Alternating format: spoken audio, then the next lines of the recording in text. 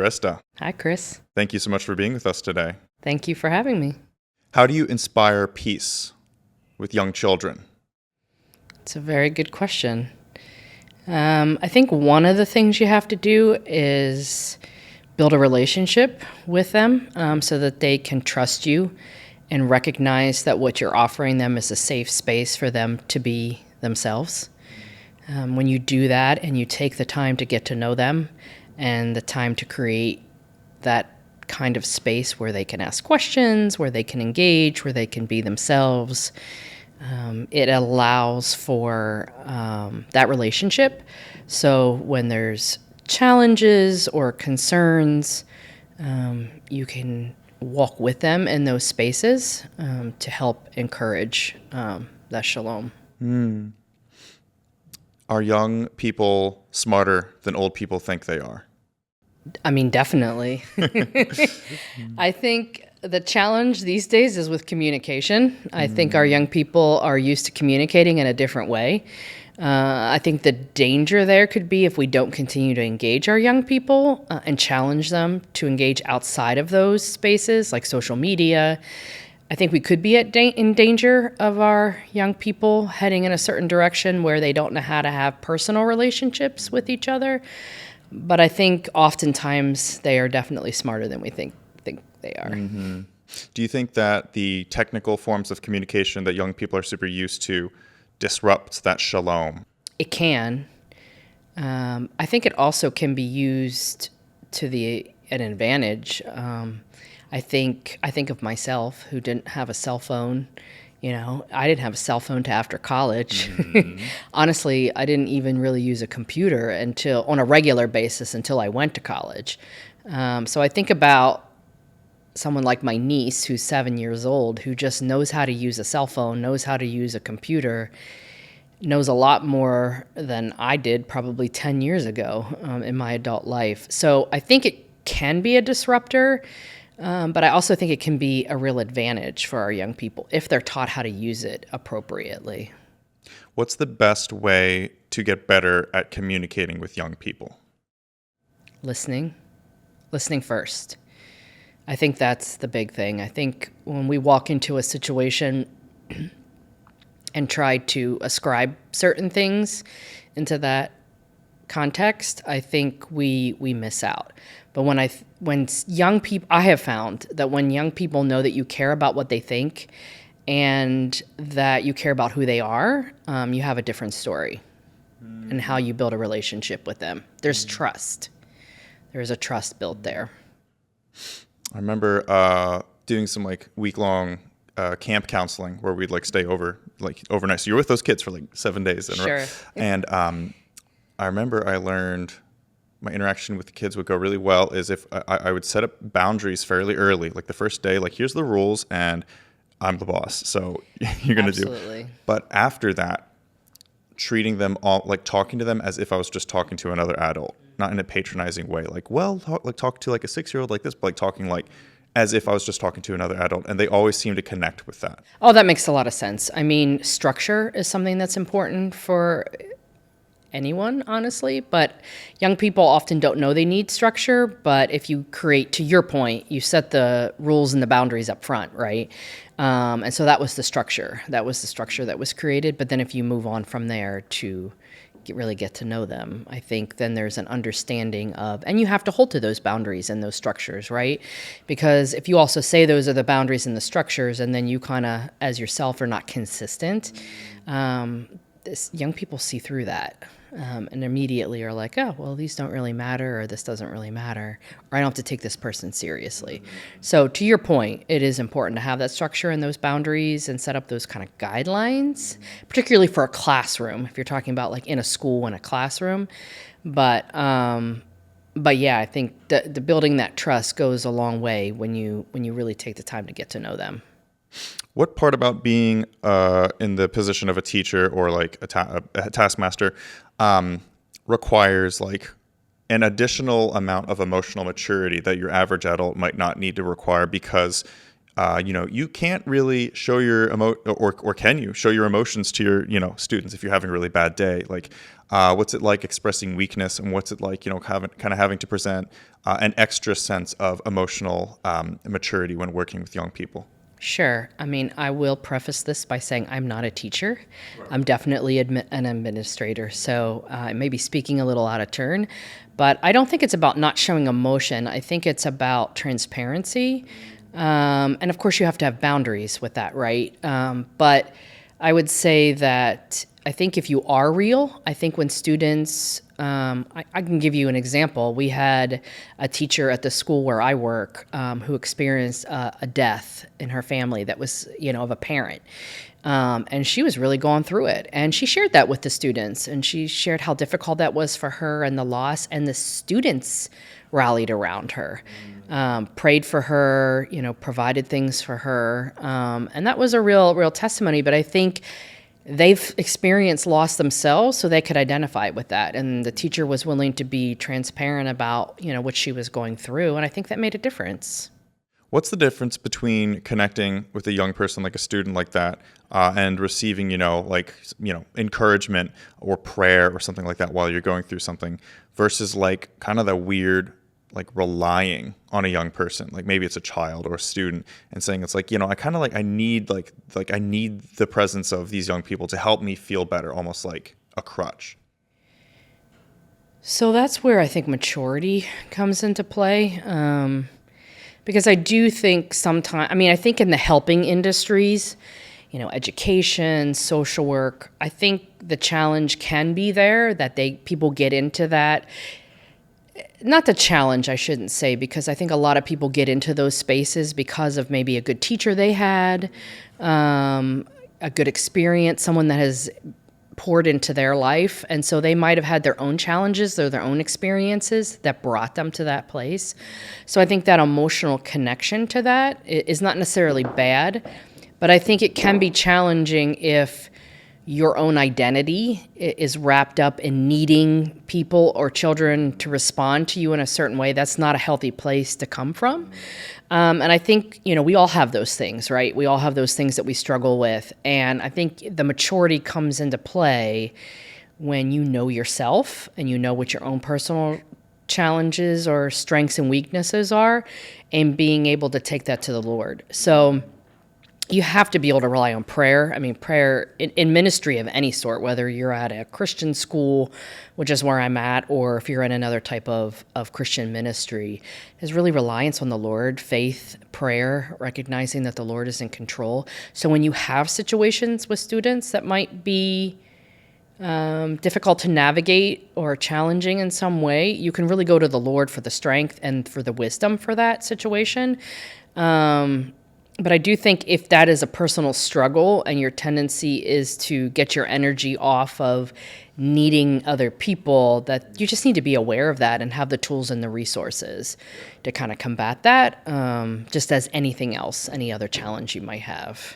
If you do have the maturity to recognize that in yourself, that you're not receiving your confidence and peace from God, but that you're seeking it from the students that you're teaching or, the people that you're around, what do you think, other than just prayer and going to God with it, like what do you think are ways that you could kind of course correct with a teacher that you might be, overseeing, to kind of return to receiving their peace and confidence from a place that is higher? Sure. I mean, I think in any position I've been in where I've been in a leadership role and I've had folks that I'm managing, a part of that process for me has always been really trying to understand who they are and what their strengths and weaknesses are, and hear from them on what they think their strengths and weaknesses are, and then helping them in challenging situations where they're struggling through something. So if there is a situation where that's happening and they're maybe being more reliant on something other than the Lord, and we're having a conversation about it, guiding them, praying with them, encouraging them, helping them to figure out ways to navigate those situations. If it's a strength of, not a strength, if they're having a struggle with a weakness or something in that. So I think like discipleship and coaching are very much a part of that. And that is very much a part of like my own personal leadership model. I wouldn't be where I am today. I wouldn't have grown in the ways that I have grown if I didn't have amazing faith-believing Christian people who I have sat under and not only have witnessed how they have handled themselves, their faith in the Lord, how much their own personal relationship really impacted how they impacted others. So being able to see those examples and then having them call out things in my life or encourage me in difficult times or talk through things with me when things were difficult and I didn't know, which direction to go. Those times were important. So from a growth standpoint, like of my own personal growth and the growth of staff, like having those kinds of things be a part of that process is really important. The relationship aspect, the iron sharpens iron kind of thing. Yeah. Well, I just got lunch with a great client of mine today, and we were talking about how kind of the evangelical movement of the Christian faith lately has been a little bit more focused on like, okay, how many butts can we get in seats? Like how many like conversions can we get? Like, okay, let me pray for you. Okay, you accept Christ in your heart. All right, you're good. All right, next. And we've lost that concept that you're talking about of discipleship, to have like that community that is, we're going to stick around, we're here, we're going to be, penetrative in our looking at your life and see like how you're doing, but how can, where's the growth opportunities? Can you tell me the importance of discipleship in terms of a student and a teacher? Absolutely. That's part of our mission where I work now. And I mean, that's even goes back to like our hiring process as we think about who we're hiring as our teachers. Because not only do we just want really good educators, but we want Bible-believing, faith-filled individuals who see our young people with the potential, right? Because if they see them that way and they have a discipleship mentality, they're not only going to educate our young people, but when one of their students is going through something, or maybe they're even just acting out in class, or maybe they're just even having a tough time with something outside of school, they're going to take the time to have those conversations with the students. Like, how are you? What's going on? How can I pray for you? We have a number of teachers that I know do that on a regular basis, and our students respect them. And when they have difficult things, they're the ones that they come to. When there's things going on at home or things just in general, they're navigating, especially our teenagers, when they're navigating difficult moments, they go to some of these teachers to get their feedback and to share their struggles because they know they can trust them, they know it's a safe space, and they know that they'll walk with them. And they see that their potential is there and that they have wisdom to offer them. So, excuse me. I think that's just really important. To have that discipleship mentality because it really makes a difference in how you interact with young people. Going further with that, how do you cultivate a discipleship mentality for the students themselves to help coach underclassmen or to kind of have like students that help lead each other by example? Creating opportunities for leadership for students who have already demonstrated some level of, maturity or some level of skill in a certain area, giving them chances to kind of step up in certain roles that we have. So when you give young people that, you can then shepherd them and guide them along in that process, right?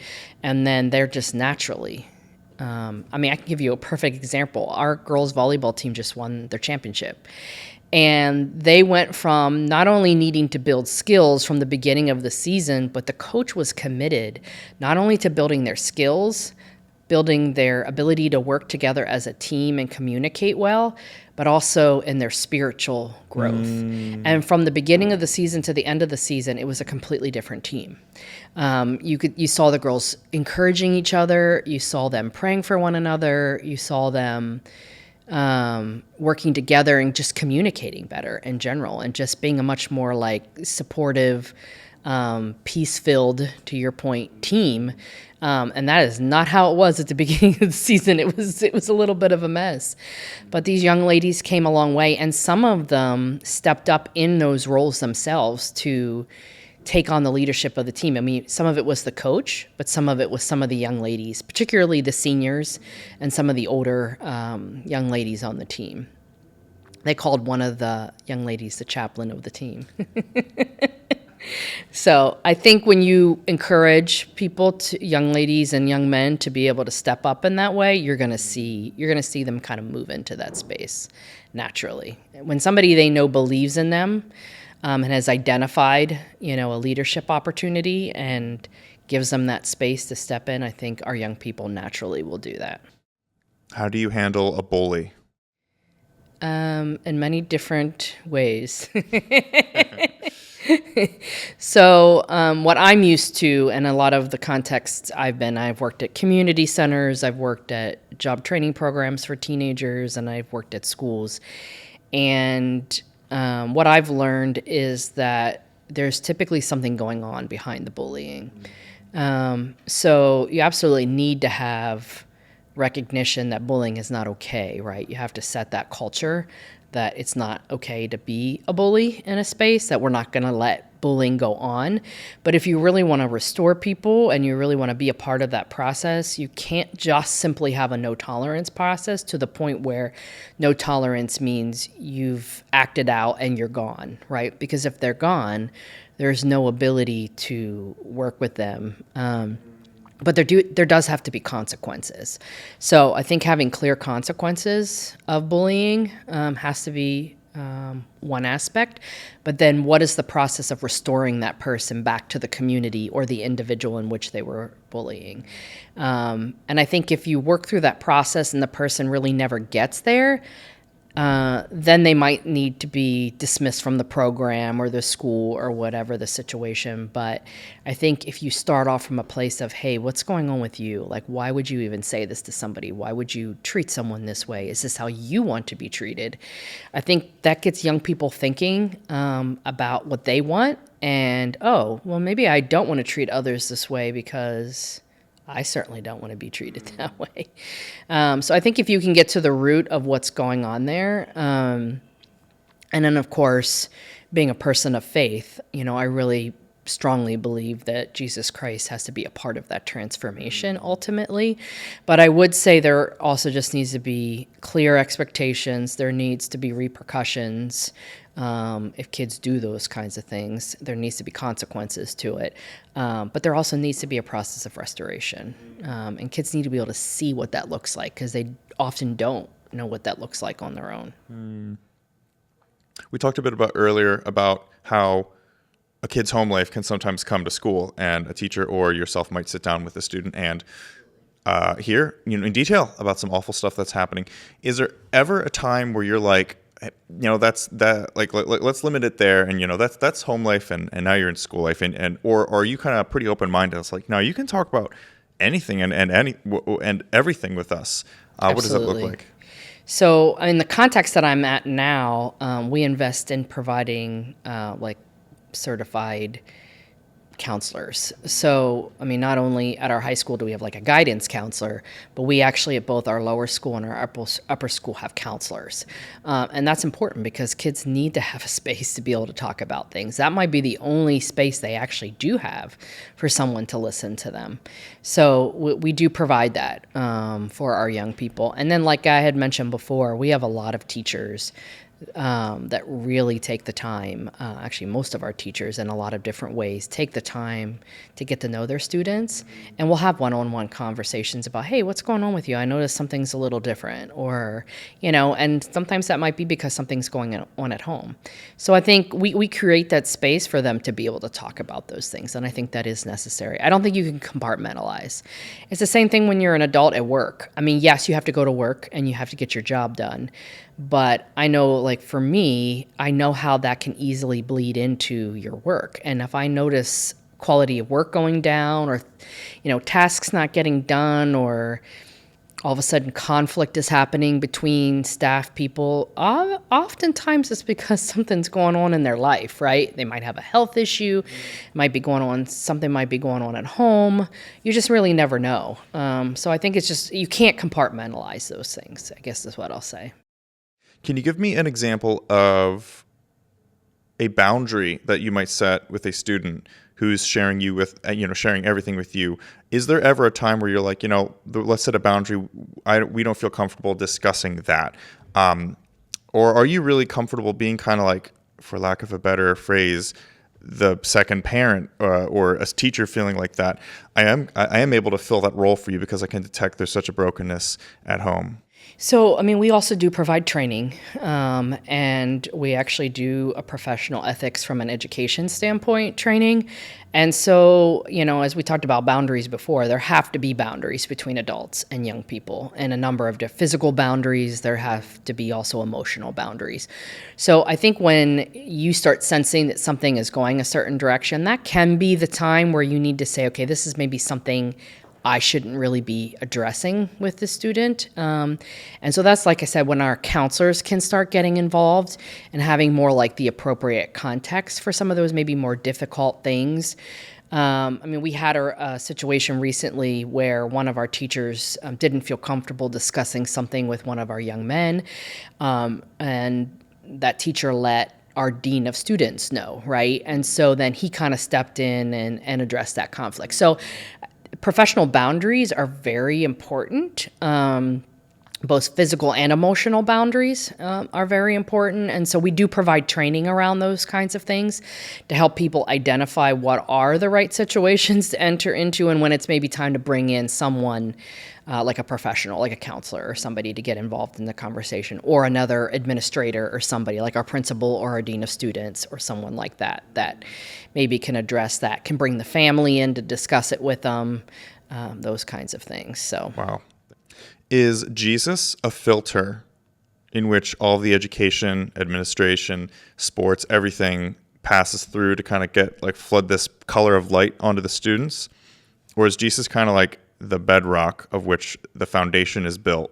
And then there's kind of like sports, scholastics, and administration on top of that. And it's not like you're kind of cramming faith down anyone's throat, but that's kind of like the atmosphere which is being presented with, and it's up to the student to either accept it or not.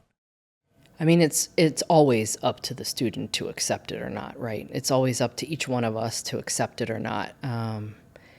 But I would say that it's a very good question. I'm leaning towards the bedrock analysis, but I do think Christ is something that, we also look at as like a filter through everything. Like everything that we choose to do, we want to make sure that it's bringing glory to the Lord. And so I will say from that standpoint, if I'm thinking of a filter, like I think about it filtering through the lens of Christ. But I would say, generally speaking, in the context I've been in that have been ministry contexts, particularly at the school that I'm at, Christian school that I'm at now, it is definitely the bedrock from which we build from. And so how we do things, types of things we offer to students, support services, chapel on Fridays, Bible classes for everyone the entire way through K through 12. We're creating a foundation there for students. And of course, I don't consider that cramming it down someone's throat, because we're very honest about that up front. It's not like we're hiding that. And so parents know that when they're coming through the door, and most times they're coming because they want that for their children. We are a mission school, and so not all students or families have to be Christians, but they do have to sign on saying that we understand what your faith statement is, and we agree to adhere to what you say are the core values of, biblical core values of what you're offering at the city school. So considering that, it is the bedrock of everything that we do. It is the foundation of everything that we do. But I would say we provide these things. We engage people in conversation. We engage them in relationship. And so we hope that they would want to come to the Lord because of what they're experiencing and what they're seeing. Could you see yourself working at a place that isn't ministry-based? I mean, absolutely. I've done that in the past. Right now, I'm very thankful for being at a ministry. And have felt like that is what the Lord's leading is for my life right now. But there have been other times in my life where I have worked at secular organizations. But even those, have always felt like the Lord has a calling on my life, and I never know in any of those contexts when he'll use me to either share the gospel with people or to just care for people in a way that Jesus cared for people, right? And so trying to be mindful of that, even if you're not in a ministry context, being mindful of that the Lord can use you in so many different ways if you're willing to be open and kind of listen and have your eyes and ears attentive to what the Spirit is doing. Is there a Bible verse that resonates with you that kind of inspires your desire to be used by God and to serve however he needs? Yeah, Romans 12:1 and 2 have always been the transforming of your mind.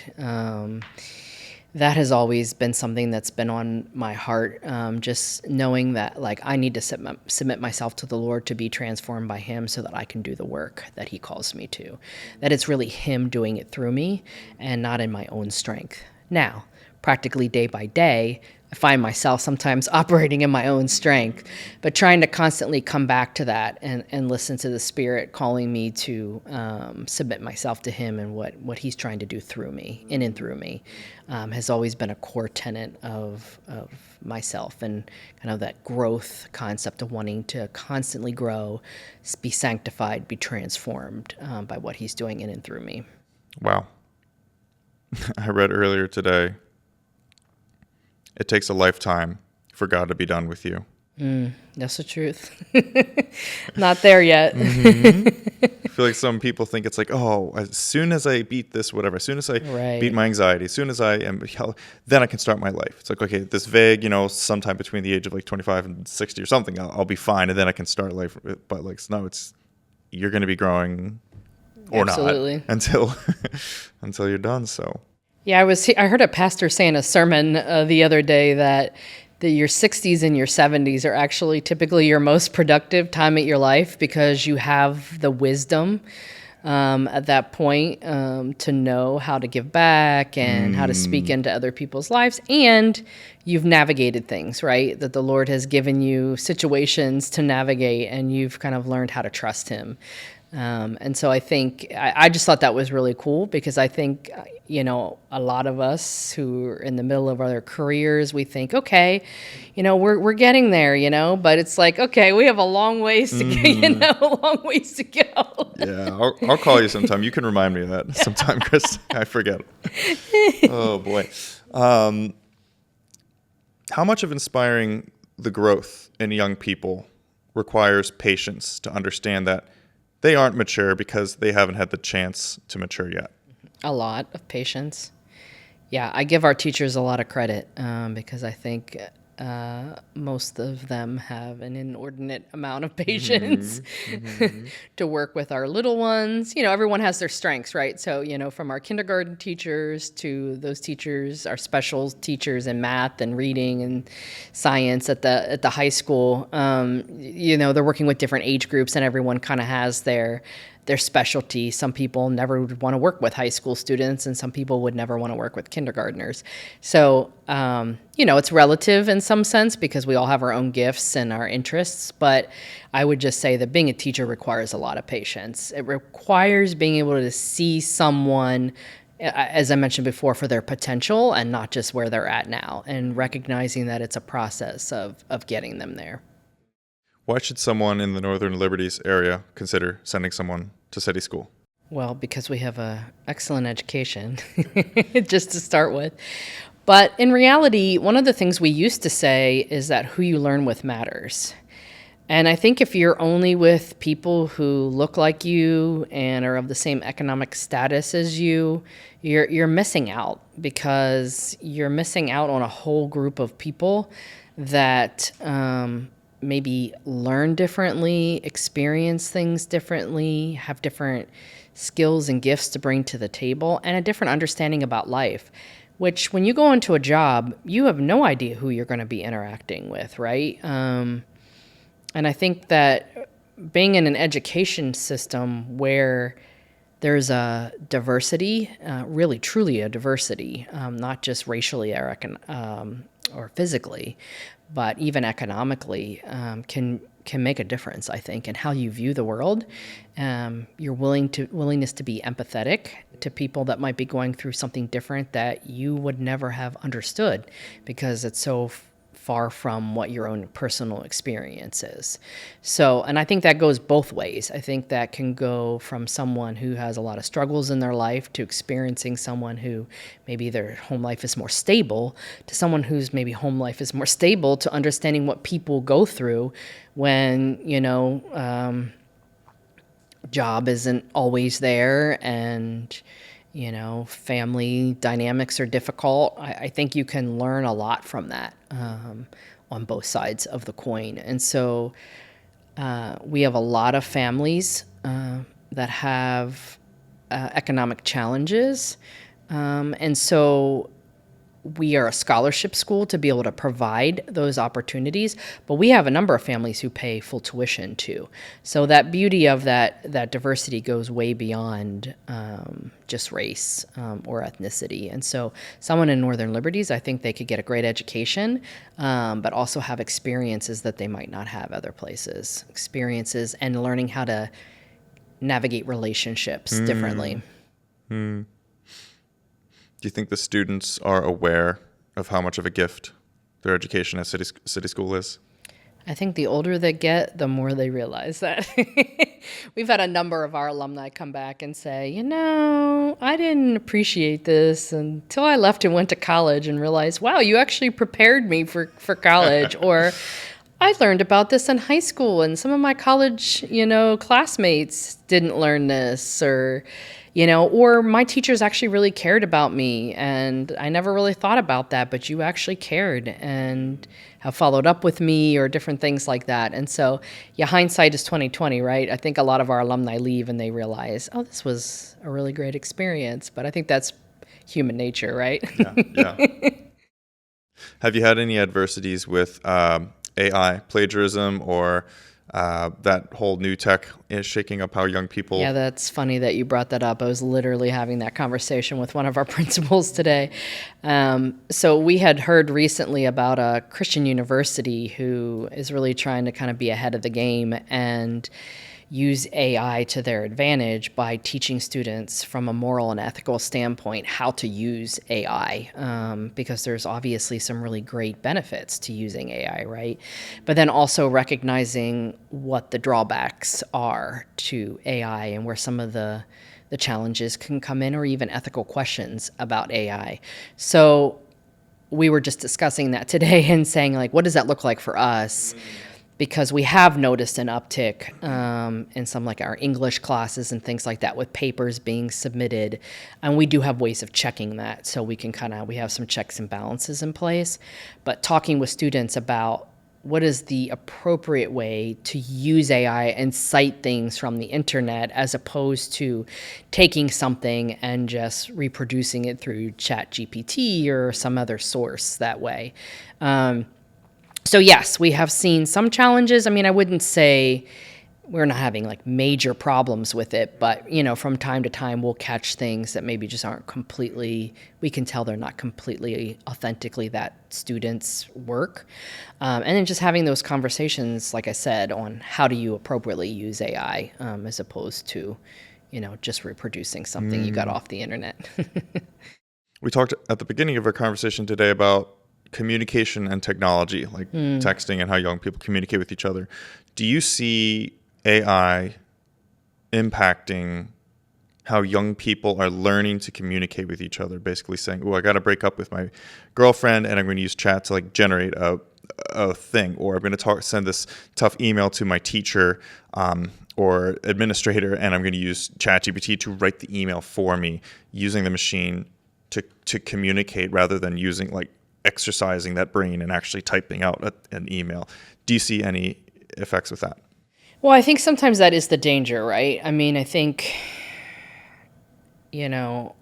I personally really try to minimize using things like ChatGPT for those very reasons, trying to come off authentically, right, with people. But I will say those tools can be helpful if you're struggling through trying to come up with a succinct way of saying something and you're just struggling to come up with it, sometimes it can just be helpful to put the information in and see how Chat GPT would say it, because a lot of times it comes out great, right? It sounds professional.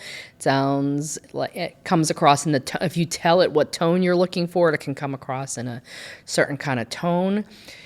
But I think there is some danger of using it at that level at an early stage, because when you're in a developmental stage of K through 12, you're learning how to use certain cognitive, learning how to use certain kind of cognitive ways of thinking, like using certain parts of your brain, right? And so I think if you can't allow yourself to develop in that way and you're just using another tool, I do think it cuts down on your ability to critically think. I was having that conversation with someone the other day. It's like there is some concern, I think, around people's critical thinking skills and being able to troubleshoot challenges and think through things, just solve problems. If you're literally just spouting your problem to a computer and it's giving you an answer and then you're just going through that, you don't get to go through that process of trying to think critically about how you would handle it. And then honestly, failure is a huge piece of growth, right? And so I know personally, I wish some of the failures I've had in life wouldn't have had to happen, but I will say they've taught me things that I would never have learned if I didn't have those situations. If I didn't make bad choices or speak in a certain way that I wish I hadn't spoken, I learned from that. I learned how to adjust. I learned how to just change the way I handled situations, change the way how I think about situations, learn to have that empathy that I talked about for other people. I think you do start losing out on that if that is your mode of operandi all the time. It's just putting problems into computers, taking those solutions and moving forward. I think you lose that. No, I completely agree. I think that pain is the best reinforcer of whatever lesson needed to be learned. I mean, the biggest lessons I've ever learned were when pain was involved, or when great effort, the expenditure of great effort, which usually is pain. You run a race it hurts. And, I looked to John 1, and, in the beginning was the Word. The Word was with God. And the Word for me just feels so sacred. I mean, so many young lives were lost for this country to give us the freedom to speak, to say things.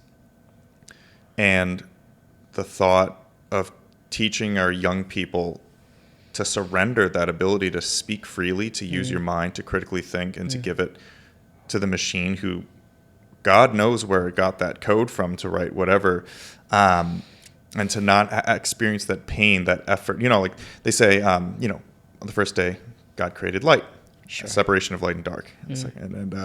And he created all these things on each day. What did he create on the seventh day? What did he make on the seventh day? Rest. Yes. Yeah. He rested. Absolutely. He rested. Which could incline one to infer that creation required effort from God, requiring rest. That the creative process, it requires such effort that afterwards it's painful. You need to rest. You go to college, you work, and then you rest, because it was hard to write that email. It was hard to write that paper.